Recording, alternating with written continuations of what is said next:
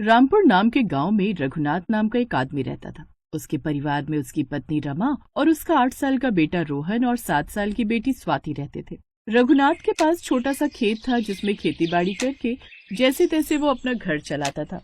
लेकिन एक रोज पता चला कि रघुनाथ को टीबी की बीमारी हो गई है और कुछ समय बाद उसकी मौत हो गई। पिता की मौत के बाद उनकी माँ ने उन्हें काबिल बनाने के लिए मेहनत शुरू कर दी। उसने रोहन को पढ़ाया लिखाया। आगे की पढ़ाई के लिए वो शहर चला गया और पढ़ाई और डिग्री खत्म होने के बाद उसने खुद का काम शुरू कर लिया। ऐसे ही समय बीता और उसकी मेहनत का फल उसे मिल गया। रोहन ने खुद का अच्छा खासा कारोबार शुरू कर लिया। अब वो गरीब नहीं रहे बल्कि शहर के जाने माने अमीर लोग बन गए। रोहन के लिए फिर एक बड़े घर की लड़की निशा का रिश्ता आया और कुछ ही दिनों में उनकी शादी हो गई। भाई की शादी के कुछ दिन बाद स्वाति के लिए भी नवीन नाम के एक लड़के का रिश्ता आया और कुछ महीने बाद वो भी ब्याह कर अपने ससुराल आ गई। उसके ससुराल में उसकी सास नहीं थी। सासू माँ का तो देहांत हो गया है, इसलिए घर में सास ससुर तो है नहीं, लेकिन ये जेठानी लगता है इन्हीं का हुक्म चलता है इस घर में। उसका सोचना एकदम सही भी था। स्वाति के भाई ने उसे ठीक ठाक गहने बनाकर दिए थे जिन्हें वो अक्सर घर पर भी पहने रखती थी। ऐसे एक रोज उसको गहनों में लदा देखकर उसकी जेठानी पूनम उससे बोली, कोई जरूरत नहीं है घर में भी यूं गहनों से लदे रहने की, कहीं चोरी हो गए तो ऐसा करो ये सब तुम मेरे पास रखवा दो, हिफाजत में रहेंगे। भोली भाली स्वाति को लगा कि उसकी जेठानी को उसकी कितनी फिक्र है जो उसके गहनों को संभाल कर रख रही है। उसने खुशी खुशी सारे गहने उसे दे दिए। शादी के 2 दिन बाद स्वाति महंगी सी भारी साड़ी पहन कर आई। उसे देखते ही पूनम ने मुंह बना लिया और चिढ़कर कहने लगी, कहीं शादी में जा रही हो क्या जो इतनी महंगी साड़ी पहनकर घूम रही हो? घर के सारे काम पड़े हुए हैं। दीदी काम वाली क्यों नहीं आई अभी तक? अब से वो नहीं आएगी क्योंकि मैंने उसकी छुट्टी कर दी। अब जाओ और पहले घर के काम काज निपटा लो, फिर सबके लिए खाना बना दो।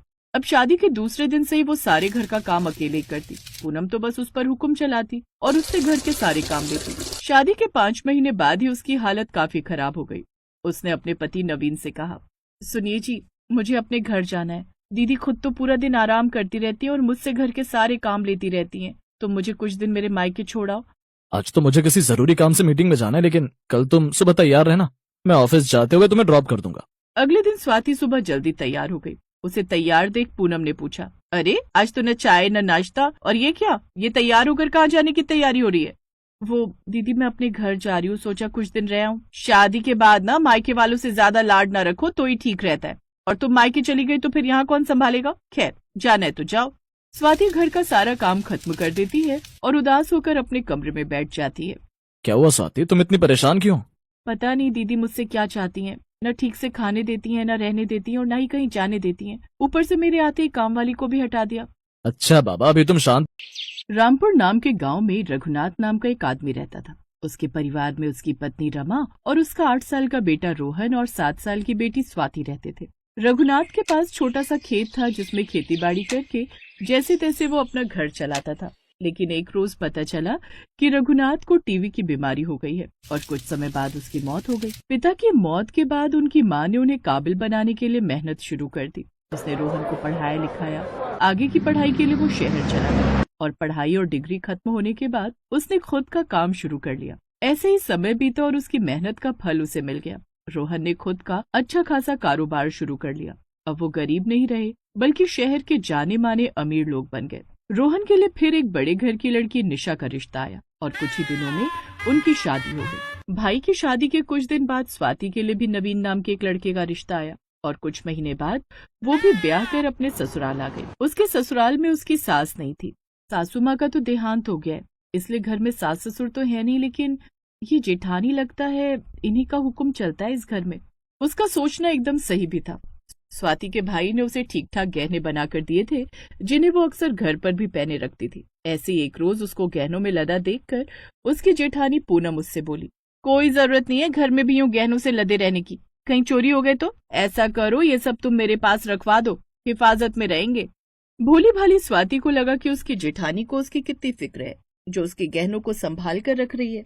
उसने खुशी खुशी सारे गहने उसे दे दिए। शादी के 2 दिन बाद स्वाति महंगी सी भारी साड़ी पहन कर आई। उसे देखते ही पूनम ने मुंह बना लिया और चिढ़कर कहने लगी, कहीं शादी में जा रही हो क्या जो इतनी महंगी साड़ी पहनकर घूम रही हो? घर के सारे काम पड़े हुए हैं। दीदी काम वाली क्यों नहीं आई अभी तक? अब से वो नहीं आएगी क्योंकि मैंने उसकी छुट्टी कर दी। अब जाओ और पहले घर के काम काज निपटा लो, फिर सबके लिए खाना बना दो। अब शादी के दूसरे दिन से ही वो सारे घर का काम अकेले ही करती। पूनम तो बस उस पर हुक्म चलाती और उससे घर के सारे काम लेती। शादी के 5 महीने बाद ही उसकी हालत काफी खराब हो गई। उसने अपने पति नवीन से कहा, सुनिए जी, मुझे अपने घर जाना है। दीदी खुद तो पूरा दिन आराम करती रहती है और मुझसे घर के सारे काम लेती रहती हैं। तो मुझे कुछ दिन मेरे मायके छोड़ाओ। आज तो मुझे किसी जरूरी काम से मीटिंग में जाना है, लेकिन कल तुम सुबह तैयार रहना, मैं ऑफिस जाते हुए तुम्हें ड्रॉप कर दूंगा। अगले दिन स्वाति सुबह जल्दी तैयार हो गई। उसे तैयार देख पूनम ने पूछा, अरे आज तो न चाय न नाश्ता, और ये क्या, ये तैयार होकर कहाँ जाने की तैयारी हो रही है? वो दीदी मैं अपने घर जा रही हूँ, सोचा कुछ दिन रह आऊं। शादी के बाद ना मायके वालों से ज्यादा लाड ना रखो तो ही ठीक रहता है। और तुम मायके चली गई तो फिर यहाँ कौन संभालेगा? खैर जाना है तो जाओ। स्वाति घर का सारा काम खत्म कर देती है और उदास होकर अपने कमरे में बैठ जाती है। क्या हुआ स्वाति, तुम इतनी परेशान क्यों? पता नहीं दीदी मुझसे क्या चाहती हैं। न ठीक से खाने देती हैं, न रहने देती हैं और न ही कहीं जाने देती हैं। ऊपर से मेरे आते ही काम वाली को भी हटा दिया। अच्छा बाबा, अभी तुम शांत